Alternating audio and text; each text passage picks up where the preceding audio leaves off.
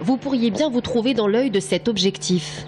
Car à Tours, 250 caméras filment l'espace public 24 heures sur 24. 60 sont pilotées à ce jour par la municipalité. Durant ces 3 prochaines années, 20 autres caméras vont faire leur entrée.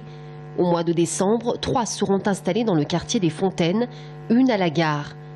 La grande nouveauté en 2015-2016 sera de faire entrer 6 caméras place Plumereau et rue Colbert. Le vieux Tours qui jusqu'ici avait échappé à la vidéosurveillance.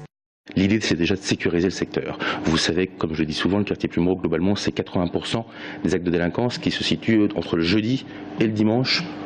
Dans ce quartier, je l'étends un petit peu, quartier Plumereau, quartier Colbert, quartier de la Gare.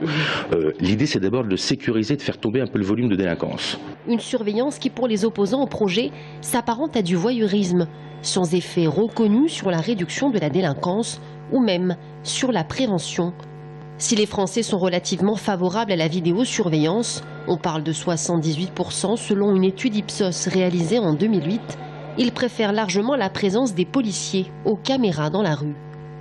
Je ne suis pas a priori pour la mettre partout, notamment dans des lieux publics qui sont connus pour être apaisés et qui sont des lieux publics où la solidarité, l'intergénération, des valeurs de sociabilité doivent prévaloir sur la sécurité.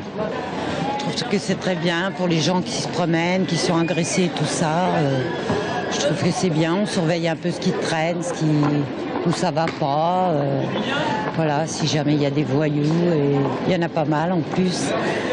La nouvelle municipalité entreprend d'investir entre 150 et 200 000 euros sur 3 ans pour 20 caméras supplémentaires. Concernant le coût global de l'installation d'une caméra, le prix varie entre 10 et 15 000 euros.